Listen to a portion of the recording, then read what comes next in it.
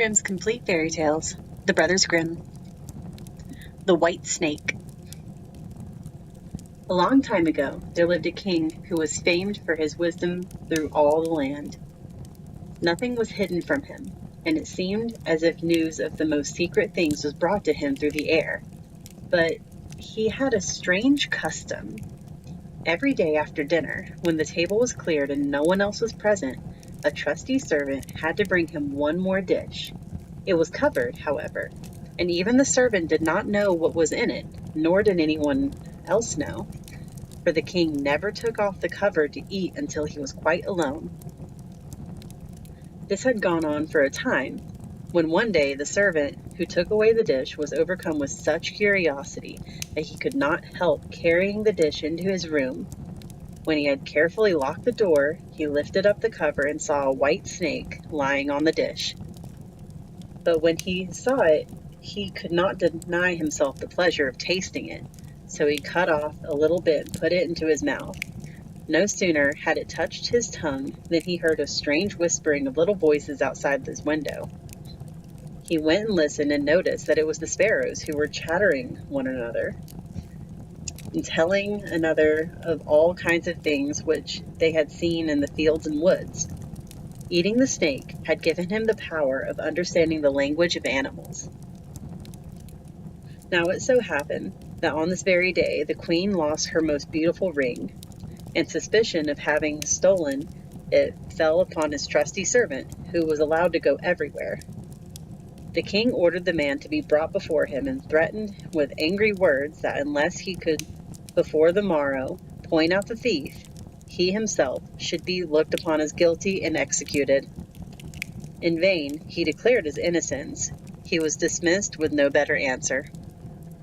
In his trouble and fear, he went down into the courtyard and thought about how to help himself out of his trouble. Now, some ducks were sitting together quietly by a brook and taking their rest. And while they were making their feathers smooth with their bills, they were having a confidential conversation with each other. The servant stood by and listened. They were telling one another of all the places where they had been waddling about all the morning, and what good food they had found. And one said in a pitiful tone, "Something lies heavy in my stomach. As I was eating in haste, I swallowed a ring which lay under the queen's window."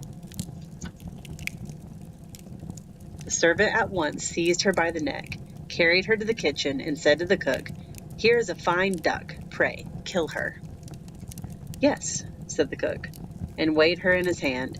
"She has spared no trouble to fatten herself, and has been waiting to be roasted long enough." So he cut off her head, and as she was being dressed for the spit, the queen's ring was found inside her. The servant could now easily prove his innocence, and the king, to make amends for the wrong, allowed him to ask a favor, and promised him the best place in the court that he could wish for. The servant refused everything and only asked for a horse and some money for traveling, as he had a mind to see the world and go about a little. When his request was granted, he set on his way, and one day came to a pond where he saw 3 fishes caught in the reeds and gasping for water. Now, though it is said that fishes are mute, he heard them lamenting that they must perish so terribly, and as he had a kind heart, he got off his horse and put the 3 prisoners back into the water. They quivered with delight, put out their heads, and cried to him, "We will remember you and repay you for saving us." He rode on, and after a while it seemed to him that he heard a voice in the sand at his feet. He listened and heard an ant king complain, "Why cannot folks with their clumsy beasts keep off our bodies? What stupid horse, with his heavy hooves, had been treading down my people without mercy?"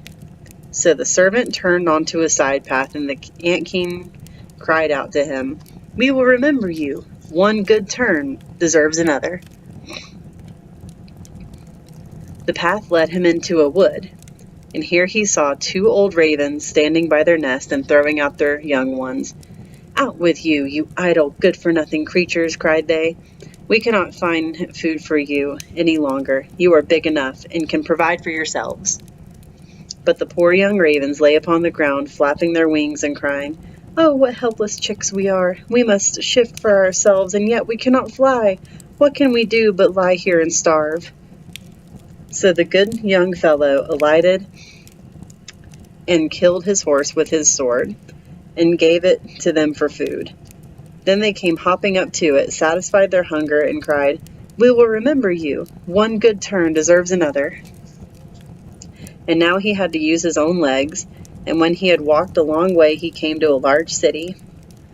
There was a great noise and crowd in the streets, and a man rode upon horseback, crying aloud, "The king's daughter wants a husband, but whoever pursues her hand must perform a hard task, and if he does not succeed he will forfeit his life." Many had already made the attempt, but in vain. Nevertheless, when the youth saw the king's daughter, he was so overcome by her great beauty that he forgot all danger, went before the king, and declared himself a suitor. So he was led out to sea, and a gold ring was thrown into it, in his sight. And the king ordered him to fetch up this ring from the bottom of the sea, and added, "If you come again without it, you will be thrown in again and again until you perish amid the waves." All the people grieved for the handsome youth. Then they went away, leaving him alone by the sea. He stood on the shore and considered what he should do, when suddenly he saw 3 fishes coming toward him, and they were the very fishes whose lives he had saved. The one in the middle held a mussel in its mouth, which it laid on the shore at the youth's feet. When he had taken it up and opened it, there lay the golden ring in the shell. Full of joy, he took it to the king and expected that he would grant him the promised reward. But when the proud princess perceived that he was not her equal in birth, she scorned him, and required him first to perform another task.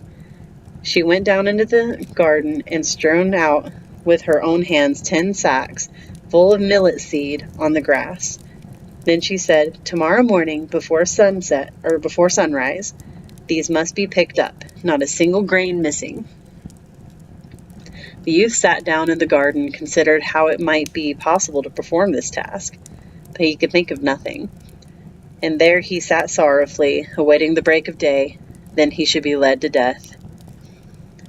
But as soon as the first rays of the sun shone into the garden, he saw all 10 stacks standing side by side, quite full, and not a single grain was missing. The Ant King had come in the night with thousands and thousands of ants, and the grateful creatures had by great industry picked up all the millet seed and gathered them into the sacks. Presently, the king's daughter herself came down into the garden and was amazed to see that the young man had done the task she had given him. But she could not conquer her proud heart, and said, "Although he has performed both the tasks, he shall not be my husband until he brought me an apple from the tree of life." The youth did not know where the tree of life stood, but he set out, and would have gone on forever, as long as his legs would carry him, though he had no hope of finding it. After he had wandered through 3 kingdoms, he came one evening to a wood, and lay under a tree to sleep. But he had heard a rustling in the branches, and a golden apple fell into his hand. At the same time, 3 ravens flew down to him, perched themselves on his knee, and said, "We are the 3 young ravens whom you have saved from starving.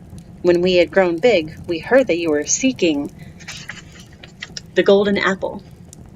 We flew over the sea to the end of the world, where the tree of life stands, and brought you the apple." The youth, full of joy, set out homewards and took the golden apple to the king's beautiful daughter, who had no more excuses left to make. They cut the apple of life in 2 and ate it together, and then her heart became full of love for him, and they lived in undisturbed happiness to a great age.